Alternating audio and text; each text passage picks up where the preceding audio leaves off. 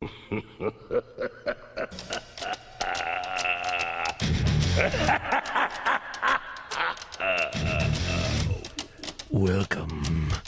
to the Spurs News Podcast, your home for all things Spurs. Happy Halloween. Now, let's join our hosts. Hello everybody and welcome to the Spurs News Halloween Special 2023. I am Sam. Joining me to partake in the Halloween fun, it's my partner in crime from a different podcast, it's Stefan. Hey, how you doing?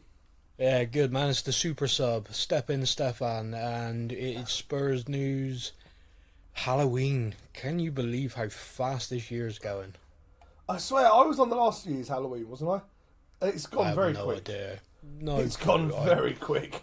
I've tried my best to try and keep up with everything. I just have no idea where I am. So podcast admin to kick off for Spurs News Podcast.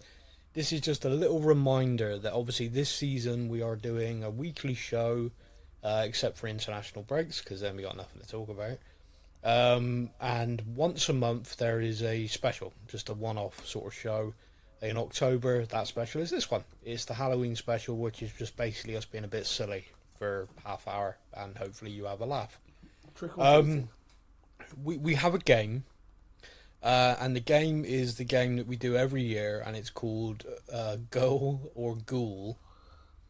And typically on this game, I'm saying this now because it's the admin section, and we're going to chat a little bit about football in a minute, but basically, what I've tried to do in the past is Goal or Ghoul. I give you the names of players that have got a kind of spooky, slant on them.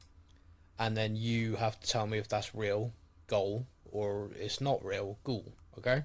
Yep. That's been the game. I've done it for 3 years on this show. Yes. And this year, do you think I could find any more players that have spooky-ass names? And what makes it worse is if anyone wants to try and do this, by the way, do a Google search, like football players with like spooky names, football players with... All you get is these dumbass British newspapers who have taken and have put together Halloween 11s, where what they've done is they've changed player names to make it spooky. Yeah. So it is friggin' impossible. Isn't that like Van Persie to Vampire or something? Got it, yeah, all of that. Yeah, there was... I mean, some of them were quite funny, but I was just like, oh, that's not helpful to me at all. So I was going through stuff for ages last night. And I was like, do you know what? I've hit a wall on this. I think after doing this for a few years, I think I've used every spooky-ass named player that could possibly exist. So I was left with a choice. I could redo the ones I did in year one and just hope that everyone's forgot. But I thought, nah, that's kind of redundant. So what I've done was I've just basically looked up what I would consider kind of funny names. And so what I've done is we've got 5 footballers' names, and some of them are real, some I've made up of the 5, and you have to say Goal, that's a real, or Ghoul is not real. Okay? So just to give you an example, I'm very immature. I'm 40 years old, but I'm still a little kid. So the sort of player names that are like real, which would give me the giggles, like David Seaman. Arsenal goalkeeper was named Cum. Anyway, so that's my level, all right? Yeah. Okay. So just so everyone is aware, it is full-on child level humour with these names. And by the way, I knew one of these. I knew it. I was like, oh, that's kind of funny, but I've not thought of it as funny for a long time because I'm so used to it. And then the others that I looked up, I was like, that cannot be real. It's like Martin Yole and his brothers. Yes, Martin Dick and Cock-Yole. Yeah, Martin, really, just a normal name. He's my brothers, Cock and Dick. Yeah, but to be honest with you, I think Martin's his middle name. I think his first name was Penis. Anyway, so this is Spurs News Podcast. It is the Halloween special. Just very, very briefly then, we will touch on a little bit of Tottenham. The most recent game was we beat Crystal Palace 2-1 away at Selhurst Park on a Friday night game. Yes, we do. Stefan, I was dreading this game. Anyone who listens to the show knows there are certain clubs that you want to play at a nice lunchtime kickoff, and there's certain grounds you don't want to go to on a nighttime kickoff. And Selhurst Park. Selhurst Park is not a Friday night kind of kickoff. The fans get behind them, and that becomes quite an atmosphere. Yeah, that stadium is rocking. I'll tell you what I will say, and I got a lot of time for Crystal Palace as a club. My great uncle played for Crystal Palace, and because of that, my family's always had a kind of little bit of a Crystal Palace Eagles. There is a club that I've got a kind of a little bit of a soft spot for.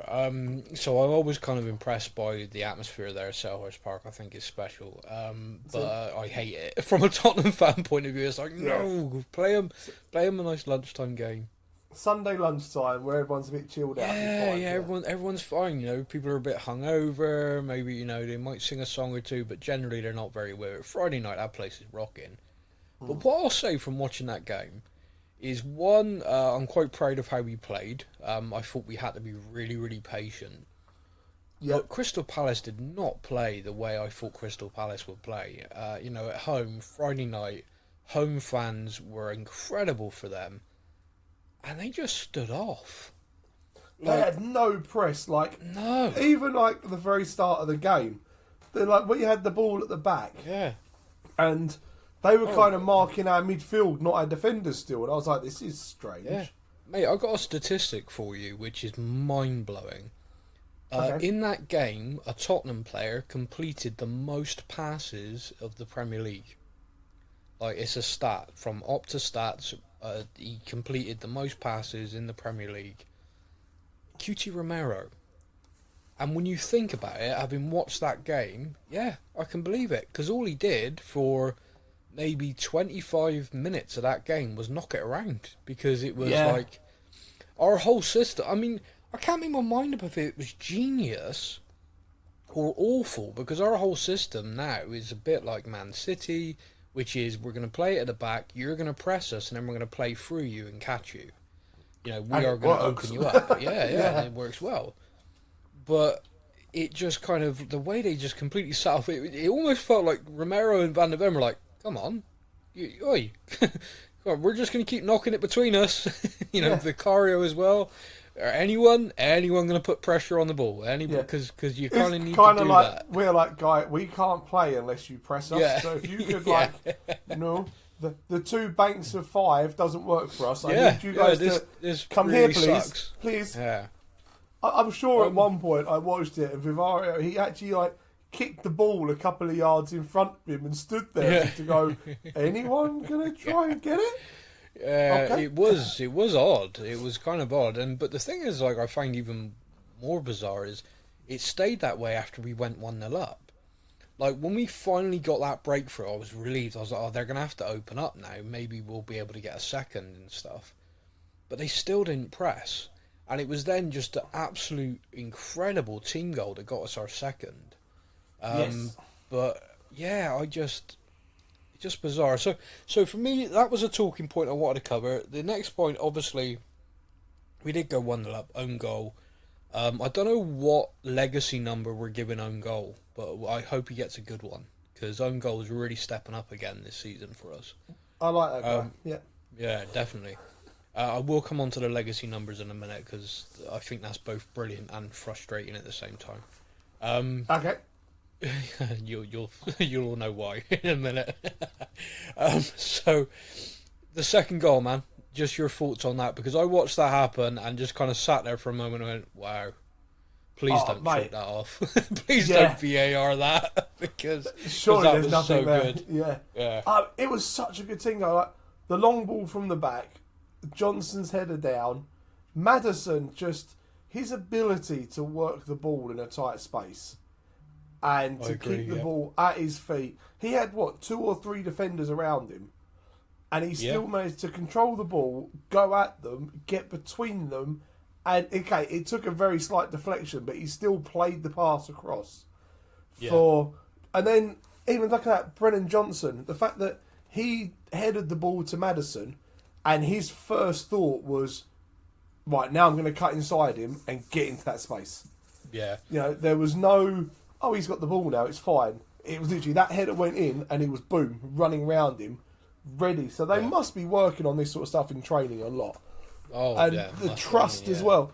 And that also shows me the faith that they've got in Maddison, that even though he had 3 players around him, Johnson didn't hang back in case, if he loses the ball, I'm here to win it back. His only thought was, he's going to get the ball in the box. Yeah. You know, and that was... And then just to do the quick but simple cutback from Johnson to Son in the middle. That was brilliant. Yeah, because for anyone listening who doesn't know this, me and Stefan have got a running thing at the moment where Stefan, when we signed Johnson, was over the moon, like so delighted. He's really, I wasn't. I've said this on a podcast, and not that I don't know enough about him. I'm just like, we spent a lot of money on this kid. For me at the moment, I'm not seeing it. That's fine. He's arrived. He got injured. So during this, whenever Tottenham are playing, there's kind of a running joke now where I'll be like, oh, you fell over and stuff. It's becoming a thing. It's funny. But anyway, in this, the thing I would say on that is to do that at pace. I think is the thing that impressed me, because it is so easy when you're at pace and you're flying to maybe just in that position put your foot through it, you know, just lever it or do something. So that did impress me. So that is the first thing in a Tottenham shirt that's happened for me. My boy. Gone, oh, okay, all right. Let's see what happens here then. Yeah. You know. So at the moment, maybe it's just cameo level for him. But I don't know. I think at the moment he's integrating himself into the squad. So him coming off the bench with his energy and his pace against a tiring defence like he did against Palace, I think that works brilliant. Okay. Well, we shall see. Although there was that moment where me and you messaged each other, the back post header. Yeah, that was funny. From the TV angle, we're both like, "What the f are you doing?" Yeah. See the reverse angle, and you go, "That's genius. Well played." Yeah. Well, it's funny because I was kind of, because of this running thing, I was getting ready to banter the crap out of you. Like, oh, there you go. That's the level, is it? And then they showed the second angle as I sent the message, and I think I sent it again. Like, oh no, wait, that goal line shows, header, and he headed it backwards. He was my God, basically behind the post when he headed it back into play. So all right, fair enough. I mean, I was just like, that was a great clearance. Unfortunately, wrong. So one of the other things, obviously, we beat Crystal Palace, top of the league. I don't know if I've mentioned that at all recently, but we're top of the league. Top of the league by 2 points after everyone's played. Is so funny to me. just it's pissing us top of the league so much. It's so annoying for everyone. Is so pissed off. Oh yeah, but look at the teams you've played, and we're like, you know, we have played like some of the good teams, and you know, I mean, to be fair to people being critical, I've seen a lot of Arsenal fans say, like, yeah, but look at the teams you've played. And they're right, we have played Arsenal, so we have had an easy game. Do you know what? That's the bit that makes me laugh the most. Liverpool and Arsenal fans go, but you've only played easy teams. Yeah. We played you. Yeah. Have you forgotten? to be fair, we've not had the replay with Liverpool yet. So, that's true. You know, there's still an asterisk. Fucking idiots. We think we won that game, but we'll see. Yeah. Oh yeah, come the end of the season, if we won the league by like a point. Imagine we beat Liverpool to the title by 1 point. Oh my God! I gotta be honest with you, mate. I'm becoming more and more convinced that if we stay top of the league, World War III will happen. Like there's just no way, is it? We'll get to like the final weekend, like Tottenham. 20 points clear. They're just going to play this game and lift the trophy.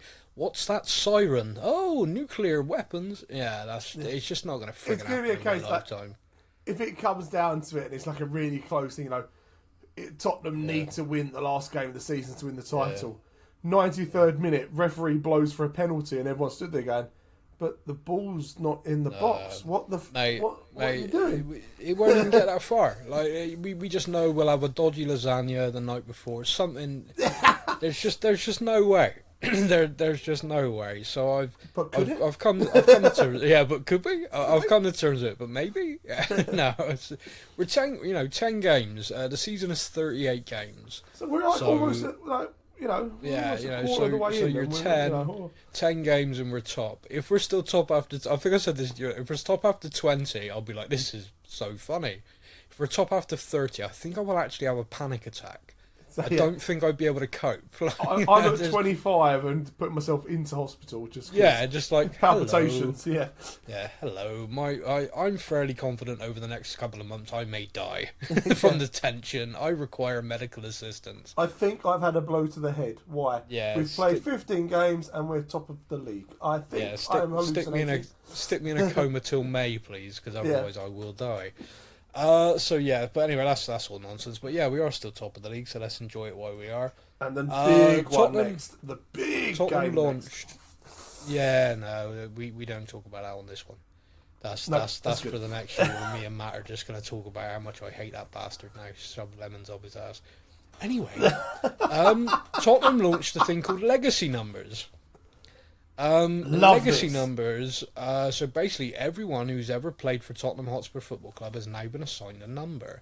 From the first game that has recognised us as a club, and the very first goalkeeper that day has been assigned number 1. And you can go onto their website and you can go through all the players.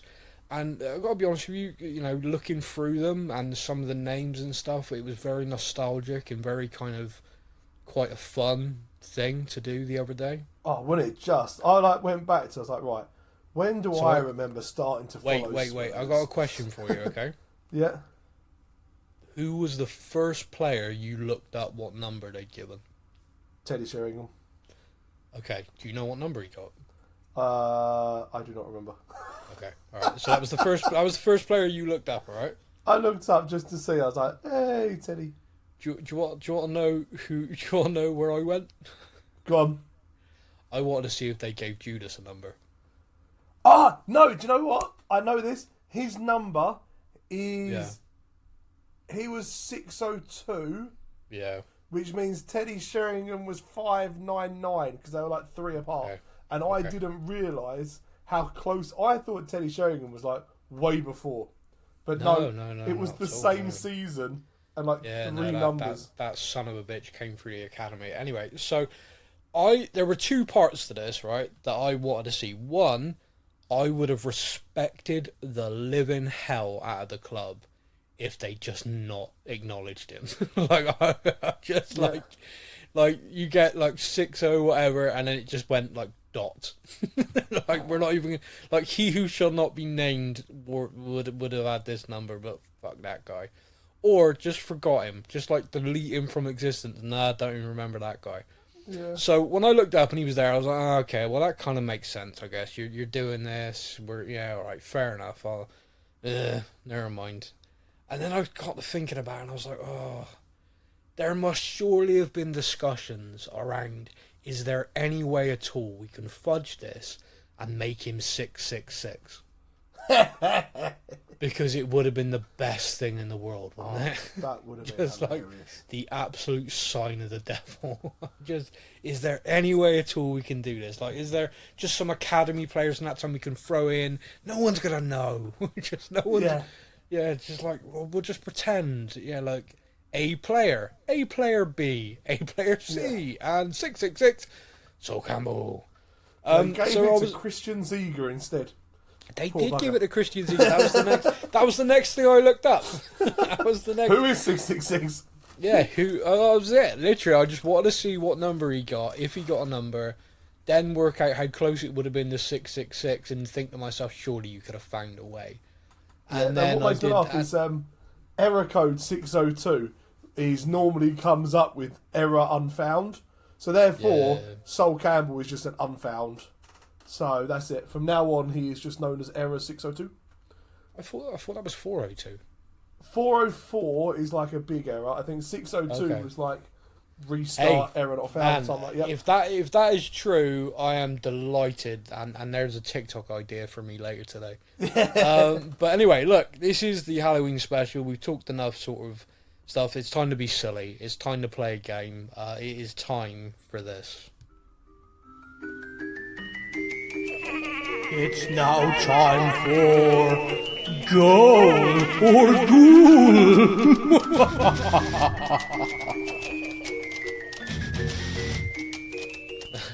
I don't waste my weekends.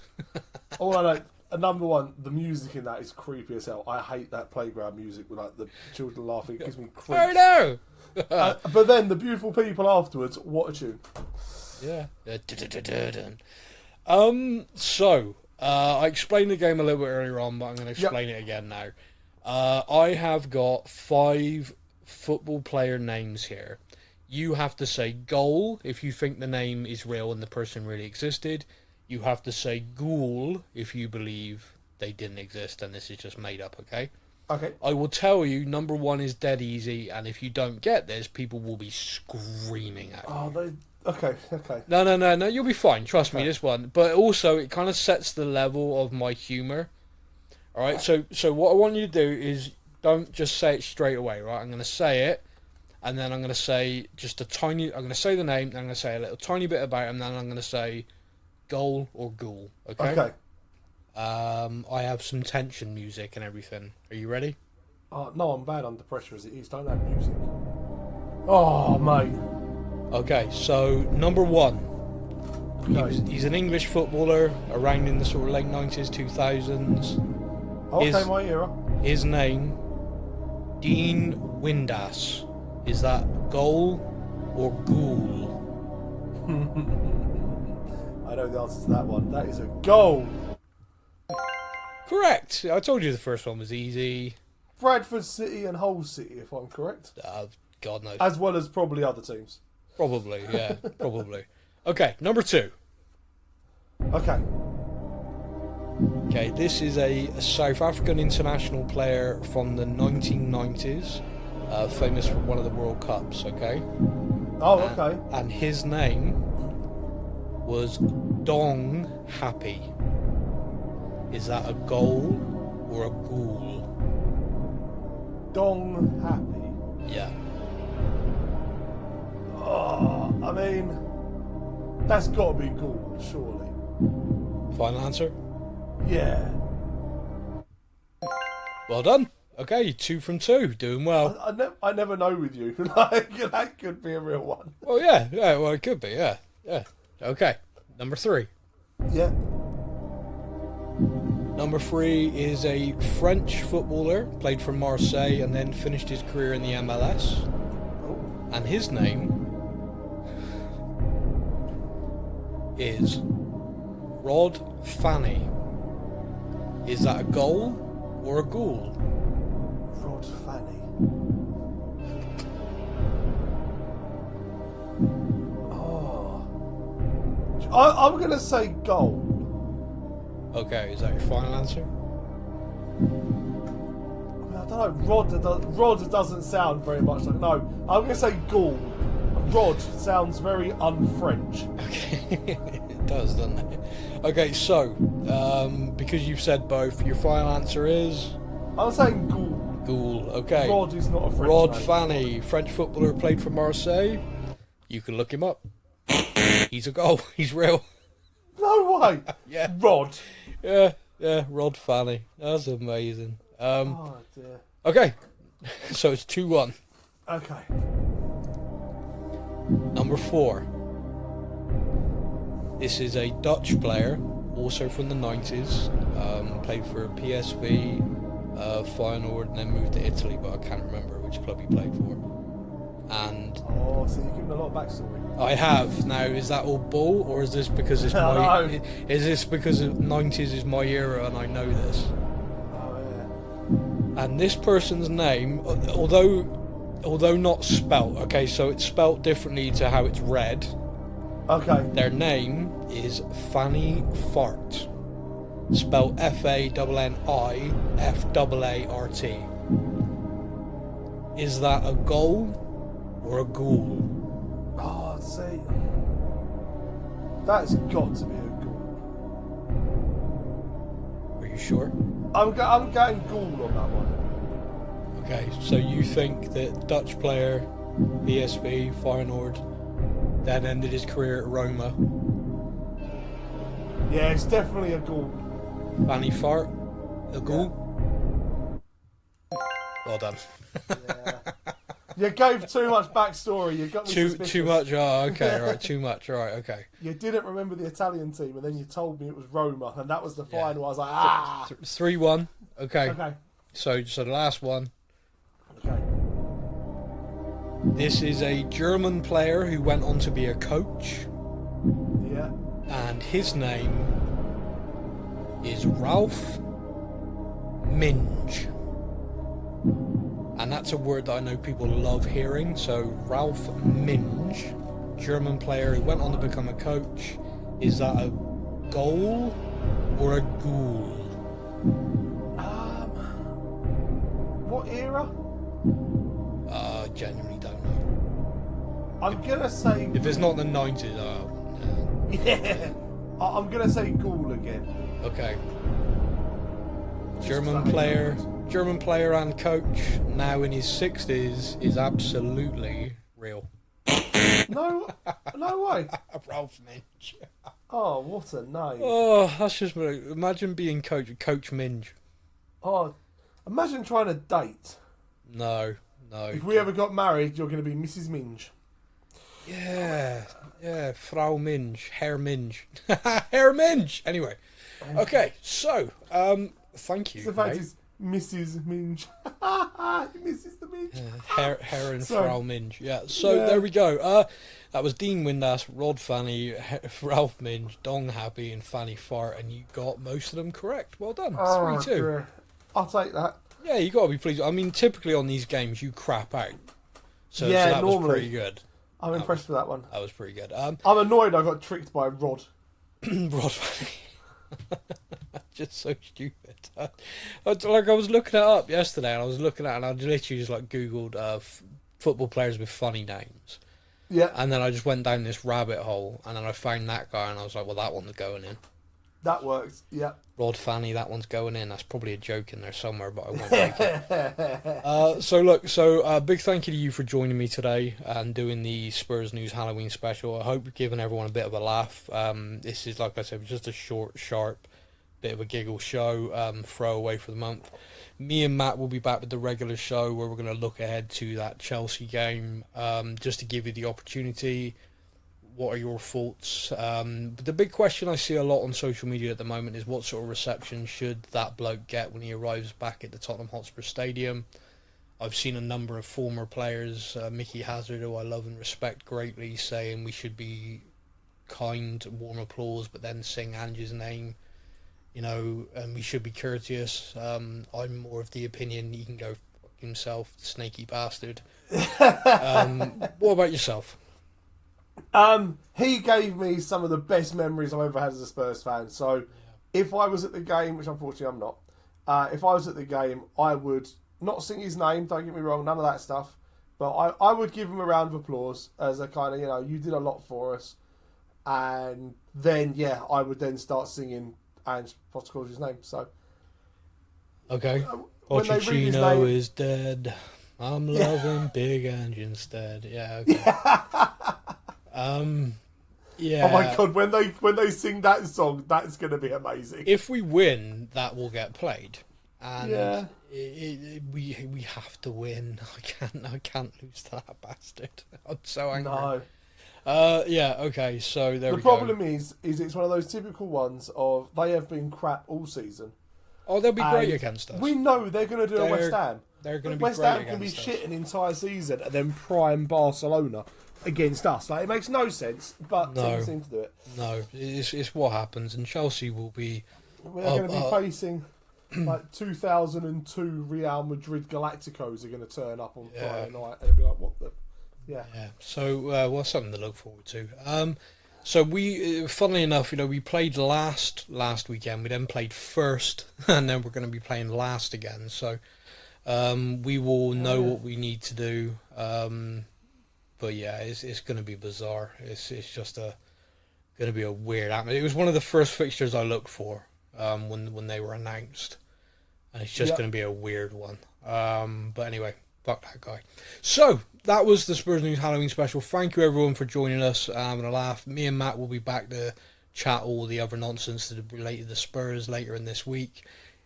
Stefan, thank you very much for joining me, my friend. I will speak to you Pleasure. soon. As always. Okay, everybody, you all take care and have a happy Halloween.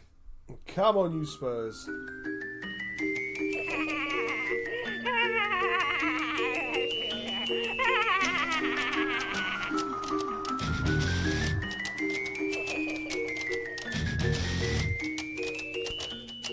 Thank you for listening to the Spurs News Podcast.